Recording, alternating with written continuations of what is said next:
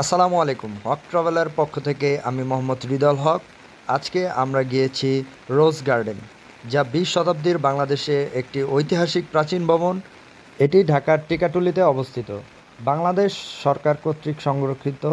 বাংলাদেশ প্রত্নতত্ত্ব বিভাগ 1989 সালে রোজ গার্ডেনকে সংরক্ষিত ভবন ঘোষণা করে।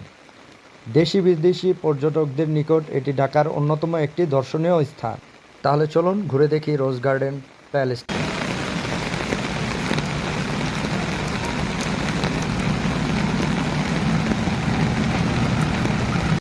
বর্তমানে রোজ গার্ডেন প্যালেসটি সংস্কার কাজ চলছে।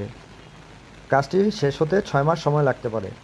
আশা করি 6 মাসের মধ্যে কাজটি শেষ হলে আপনারা আপনাদের পরিবার ও প্রিয়জনকে নিয়ে ঘুরতে যেতে পারবেন। তো এই বৃষ্টির মধ্যে আপনাদেরকে বর্তমান অবস্থান তুলে ধরলাম রোজ গার্ডেন প্যালেসটি। সবাই ভালো থাকবেন। ধন্যবাদ।